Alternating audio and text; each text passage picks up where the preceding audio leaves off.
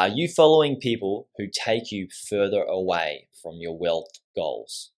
Hi, I'm Jaryd Krause. I am the host of the Buying Online Businesses podcast, and today I'm doing a solo podcast on something that you all need to know about buying a business with finance and what it looks like in reality, based on where you're at with your own levels of cash or wealth or what you do or don't have.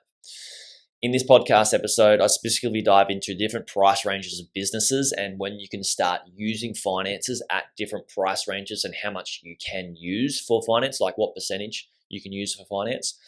Also talk about how to use finance and who can do 100% no money down deals and who cannot do 100% no money down deals. I also talk about how to structure deals to use less of your own cash and also provide less risk when you're purchasing a business. I share some warning signs on buying the right business for your goals and how many people get caught following the wrong advice and the wrong people, and what to do if you want to buy a business and have no money down, what you should start doing to get yourself into a position to be able to start buying at a business. And then I rant on about how so many people lose track of their actual goals, their real goals, when they come to trying to earn money, and how they end up sometimes and often following the wrong path, end up wasting time and their money and getting further away from their goals. Now, there's so much value in this podcast episode.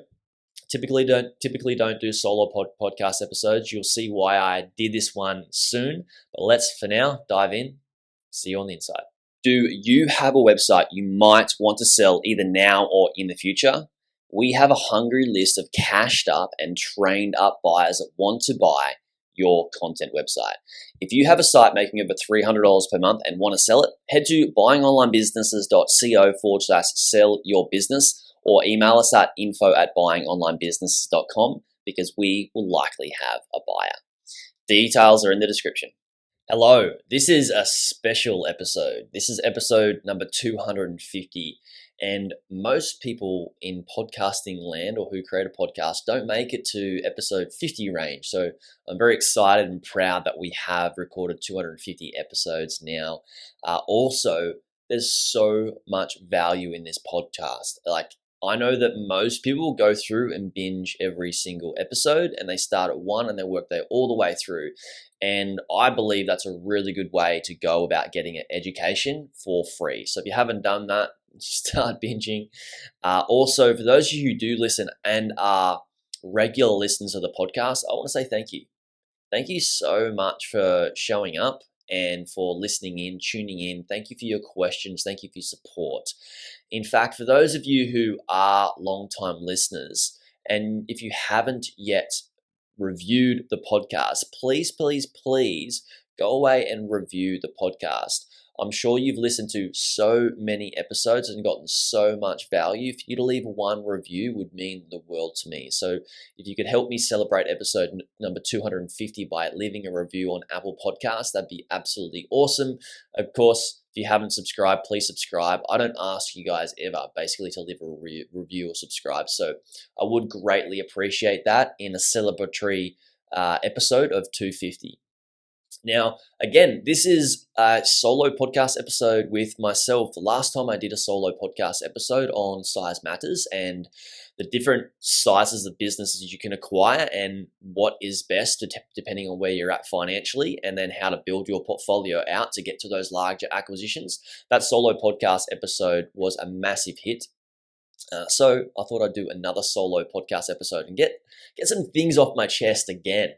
This is therapeutic. This is going to be a therapeutic one for me as well, and it's going to be totally unscripted. I've got a few talking points that I do want to get through, but let's dive into what this episode's about, which is, can you buy an online business with absolutely no money? Like, can you finance an online business 100% with OPM, other people's money? Now, there is a possibility of doing so. However, I'm recording this podcast to set an expectation, and straight up, it's typically a no. There's very, very special circumstances that you can buy an online business with 100% finance, and it's typically not what everybody does. And typically it's a certain size of acquisition that you can purchase. So let's go through the different types of acquisition sizes or businesses you can purchase and what it looks like purchasing with finance. And I just want to set an expectation for you guys here, because if you're looking to get into this and buy an online business, it's really important to understand how much cash you need to put towards the business and then what you can finance if you can, right? Or some creative structuring when you're looking at buying an online business, depending on the level of or the size of business you're looking at purchasing. So for deals under $200,000, it's mostly cash. I'm talking 100% your own cash straight up. Now, why is that? Because people that are buying businesses from 200K and under, or even 300K, around that range of 200K and under, most people have the cash in that pool of buyers to just pay straight up cash. So if you're not paying straight up cash, typically you can be outbid, or the seller will take straight up cash from another buyer. So that's just where the market is at. So for those deals under the $200,000 price range, it's straight up cash. You can do some little things with creative structuring if you are able to, but you're going to have to suss out the buyer, the seller, and see where they're at financially and see where they are at emotionally with the business, depending on doing some creative things with the deal structure, which I'll share with you shortly, a few different options. Now, between the $200,000 to $500,000 price range, it's more common to see earnouts, seller financing, and I'm talking a very small percentage of seller financing and a very small percentage of earnouts. And there's also the option for seller notes. So seller financing, typically for, say, as a $400,000 business, you might actually end up putting down 80% of the deal in cash and 20% as an earnout or seller financing. Now, typically those seller earnouts and seller financing duration periods last between 3 months to 6 months. Sometimes you can extend them longer, but typically they're not going to be much longer than a 12-month period of an earnout or a seller financing. And also the portion that you will be financing for the acquisition or earnout is typically no more than 10 to 30%, max 40% for sure, typically. Obviously, you can do some certain things depending on where the seller is at and depending where you're at. There's no one absolute hard and fast rule that you have to stick with. If you can get 60% financing or earnout and 40% down cash, great, go for it. I would highly recommend it. But typically these benchmarks are set due to where the market is at and what buyers are willing to pay and how they're willing to pay in terms of cash and seller financing or earnout, and then what the seller is willing to accept as well, depending on what type of pool of buyers are out there as well. So that's between the $200,000 to $5,000 price range. Now, when you get to the $500,000 price range, that's when you can start to finance a portion of the acquisition. Now, it can be done for smaller assets around the $200,000 price range, but we rarely see that. Now, why is it that we rarely see that when it comes to buying a business with finance such as SBA or outside finance? Is because brokers and sellers won't sell their business typically in that price range around 200K for somebody that's trying to get a deal across with finance when they could have somebody buy the business for the same price with cash, right?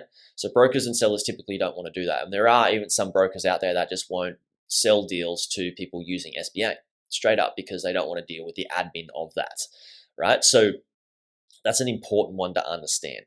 Now, why am I sharing all of this with you? Now, there's a few reasons. Because some people that come into the space have the ideology, have been sold the ideology that they can buy a business with absolutely no money, with none of their own money, and they come in and then they walk away with their tail between their legs going, damn, I can't buy an online business. The reality is, yes, you can if you understand a little bit about how to save some money, push some money around, and buy and start a little bit smaller with cash that will earn you a decent ROI and work your way up to building to those larger acquisitions where you can put little of your money down as a payment and finance the remaining part. Now, I say this because I'd hate for people to walk away from this route of buying an online business, not just because I'm biased towards buying online businesses, but because I know it works. And we've got so much data, we've got so many case studies that you can see that people have gone away and bought great businesses, built them up, sold them, flipped them, and keep going and do really, really well from buying businesses versus people going away and starting something from scratch because they believe they don't have the money or they just are not in a position to do so when they could end up. And I advise most people to get them to fix up their leaky bucket by understanding where all their expenses are going in their life. Typically, they're entertainment expenses that are not absolutely necessary. Tightening up your leaky bucket and your plumbing on where your expenses are going and start saving a little bit more money, and then you can purchase an acquisition which will get you further to your wealth goals than starting an online business typically. Now, let's move back to the financing portion. Now, I just wanted to share that with you because it's so important to note that you can get further to your wealth goals by acquiring an asset that's already got product market fit, already has traffic, already is making sales, and could be even recurring revenue. It could be, passive, semi-passive income that you can use whilst you're working your regular day job. Versus starting something from scratch takes so much more time and so much more effort, and you don't have that product market fit, you don't have traffic, and you don't have consistent income. Buying something gets you far closer to your wealth goals usually than starting something from scratch. Think about the resources and the energy that needs to go into starting something from scratch. I also know that, and I was speaking to a friend of mine just last week who started, 10 businesses and only like one did exceptionally well and the others were just complete failures. And he knew that, and he's like, damn, it's crazy, just like the success rate. And he's smart, he's an SEO and he crushes it in this space with his specific business that killed it and some of his other businesses.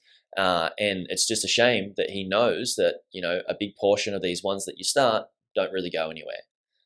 And that's same across the board with so many other people that I've spoken to, like Carl Broadbent and Alex Cooper from WP Eagle. So just, the proof is in the pudding that these professional website builders and creators that start sites to make money online, a big portion of them fail, not because they're failures, because that's just the data and the stats that 90% of all startups fail. So let's move back now to the finance piece.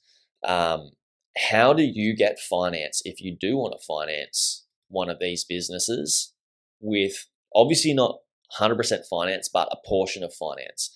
So the ways that you can do it is, first and foremost, is raise money with family, friends, and acquaintances. So I have an example of somebody who bought a mid 6-figure deal, closer to the 7-figure range, that has worked with us, that closed this deal without any of their own money, but because they used family and friends, and they raised those funds before he even went away and bought that business. And that's a very rare case. Never have I seen anybody else do it in that price range, mid 6-figure range, with raising funds like that and putting 100% of their, none of their money down for the deal. It's a very, very rare case. If you can do that, then I would suggest you work with a professional to purchase the right business and get the right team on to maintain and grow the business. I would not suggest doing this for absolute beginners if you have no online business experience, to do that with just family and friends money, unless you're 7,000% confident in yourself that you can give them a great return and do them justice with their money. And then you can raise funds through family, friends, and acquaintances. Now, people Now, the rest you can do SBA, right? I know that you guys have heard this, Small Business Administration. If you are in Australia and are other places around the world, there's very limited places that or ways that you can go away and get financing for acquiring an online business. There are some pretty cool ways that you can do it, like if you have a HELOC, home equity line of credit, you can do it that way. Or other assets that you could use as collateral to go away and get some sort of financing outside of you telling them that you're going to use it to acquire an online business, because normally that raises flags, and then you can go away and purchase an online business with portion of the funding that you get from, say, a HELOC or a business loan or something like that. Now, let's talk about the possibilities of people who do no money down deals. Now, people who do these no money down deals are business owners who typically take equity, like I said, from somewhere else. And it could be from, like another business property, HELOC, whatever it is. But technically, it's still your own money. You're taking away equity from a asset and putting it into buying another asset. And you'll also need to pay more in finance because you're taking equity away from one asset to another asset, and you still need to pay finance on the equity that you do take from that other asset, right? There will be a percentage of interest that you'll still need to pay. And technically what you are doing is you're taking your money, your cash from another asset and putting it into purchasing something.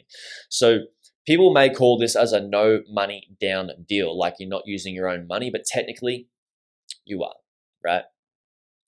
Now, especially if you are purchasing it with 100% of that equity that you do purchase. Now, then when it comes to buying absolutely no money down deals, I mean like you're not using any of your own money at all, these typically happen in the larger price ranges, right? Typically the higher 7-figure range getting close to the 8-figure range and north of that, right? I know somebody that worked as a financial consultant for a large firm that was bought out for a couple of $100 million, and the people that purchased them used none of their own money. I'm pretty sure Ripple was and they're in the cryptocurrency niche and space. Pretty sure Ripple are the ones that acquired this technology and this business, and they used none of their own money. And how do you think they were able to do that? Well, once you get to a certain size in business and a certain level of success, I'm talking like 9-figure plus size businesses, and you got a big brand and a big public success story, people will throw money at you to go away and invest.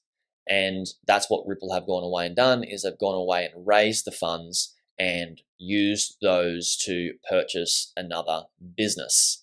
Typically, that's what happens when you start to get the snowball effect happening in that price range of deals. Now, I know a lot of us aren't out, a lot of us listening to this are looking at buying much smaller businesses and starting off at a much different level or a much different bracket. But it's interesting to see that once you get the ball rolling, the snowball happening, you get more opportunities come to you. That's why they say, the wealthy get wealthier, because they have more opportunities, right? Because they have some public success where people will be attracted to them and want to work with them because they have that public level of success. And if it's not public, they can make it public and raise funds as well. So that's how they were able to do it. Sometimes people will raise some funds from outside acquaintances, or from getting a business loan on a business they already have, and then they'll put a small deposit in to purchase their business themselves. So that's that. If you guys do have questions, I've got more to share with you on the pod, something else that I want to sort of get off my chest, because I think it's an important thing to share with you guys. But if you do have questions around financing, please do let me know. You can reach out. I do talk about financing and how to get finance, more specific ways in our Buying Online Businesses community. It's pretty rare. It's pretty rare that people are buying businesses with finance when you're buying something under the $500,000 price range. It can be done, but it's very, very, very rare. And then those people that are buying businesses around the 500, 400 or plus $1,000 price range, they're typically buying them with an SBA loan, or like I said before, they're taking money from certain areas of wherever they're at with their assets and using that to finance. They are not absolutely 100% no money down deals, which is why I want to share this with you, because there's people out there that are creating content on YouTube and many different places that are saying that you can buy businesses with absolutely no money and make great passive income, and they're great lifestyle businesses.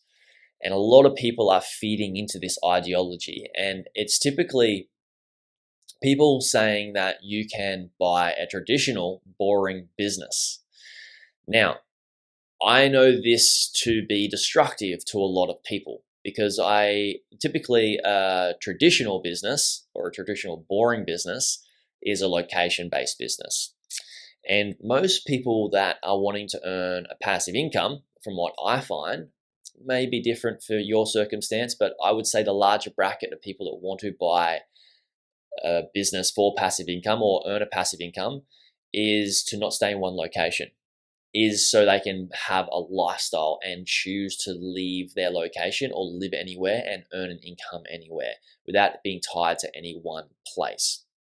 Now, I have had people that have gone away and done these trainings with certain types of people that they go away and look at, and they get very, very close to buying a business. And some people have even gone away and bought businesses and or franchises and come to me and said, Jaryd, I just followed the wrong person.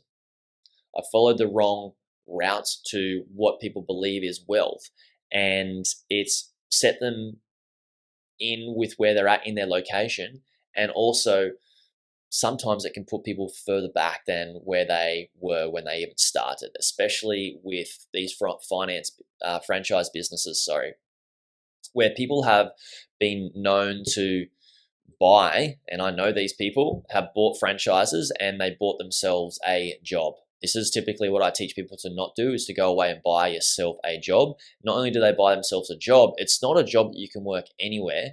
It's not an online job. It's a job in a restaurant chain, or it's a job in some sort of chain that they need to be in a certain location, and they end up running a lot of staff, being an operations manager, and not being a business owner. There's a big difference between being a business owner who owns a business, does no work, passive income, versus being a business operations manager. That is a person that has a job. So they've gone away and bought themselves a job operating in a business in a location that they don't particularly want to be staying in, and they have not really built their path to wealth. They have helped the person that owns a franchise become far more wealthier, because they sold them the franchise with the franchising fees that are hefty, and they make decent income from doing so. So be careful. Be careful out there with who you follow and what you end up doing on your path to wealth. I'm not saying that run away from these particular people that are telling you to buy boring businesses, or traditional boring businesses. If they're a location-based business and you love that, great, do it. Understand that there may be some operational things that you may need to take on board. And sometimes you can buy these location-based businesses and just be a business owner and put an operations manager in place and be completely passive and be, off grid or wherever you want to be. Typically, when you're buying these businesses with like no money down, traditional brick and mortar boring businesses, typically those businesses are hard to find to buy them no money down, because to buy something no money down, especially a traditional business, and it's a smaller price bracket, say under $1 million, typically they are distressed businesses. Now, when you buy a distressed business, you're not buying the best business. You're not doing what Warren Buffett says is better to buy a good business at a fair price than a fair business at a good price. You're buying a fair business. You're buying a very cheap business at a fair price because it's a distressed asset, and you're using 100% financing, or you're using little to no of your own money. The reason the seller will sell this for little to no money, and is because they're distressed and they just need to get out, right? So you're buying a cheaper deal, and a lot of people are selling that you can buy a great business with no money down and you can earn passive income, when the reality is, when you get into their trainings and all that sort of thing, from what I have found and what I've been told and heard, not obviously not mentioning names, but you just need to be careful what people are selling to you versus what you're actually getting in terms of delivery and what that path looks like. For me, I'm pretty upfront. If you buy a business and a smaller business, you typically going to need to do work, and it's not full passive income, it's semi-passive income. And even when you buy a business around the 150 to 200K range or more, and you use our team to grow it for you, our SEO service, you still need to jump on the phone once a month and have a chat with our SEO team to make sure things are tracking the way that you want them to be tracking, right? And then readjust and realign your SEO campaign or your campaign to grow your business with a call per month. I know it's very little work, but it's not completely passive income. It's semi-passive. So have a big think about who you're following, where you're at, what's going to suit you. The reason I mention this is because, not that I need people to come across and learn to buy a business or work with us at all, is that there are people are selling you a dream and a lifestyle. And typically what we forget, and I know this to be true for myself, is when we're going and looking to make money online, our goal becomes make money online. And sometimes we get so focused on that, we put the blinkers on and forget that that's not our actual goal, right? The goal is lifestyle. The goal is spending more time with your family, your friends, traveling and doing what you want, when you want, how you want. That's the actual goal, right? And sometimes we forget about that and we just get so focused on like money, money, money, because money is the vehicle that's going to provide that, right? Money is the vehicle that's going to give us that lifestyle. But sometimes we get so focused on the vehicle that we forget that sometimes we choose the vehicle that is the wrong vehicle and it's not going to get us to our actual goal. Because sometimes it could be a vehicle that we need to do a lot more work on, a lot more maintenance on it, and it costs a lot more money, and it ends up just costing us a lot more time. Then we need to get rid of that vehicle or let that vehicle die before we get in the actual vehicle that can get us to that lifestyle and that goal. Now, I know I'm using a lot of metaphors here, and I'm doing that on purpose to paint a picture on what it would look like for you to try and get to your goal and how you should choose the right vehicle to get there. Now, there's a lot in that.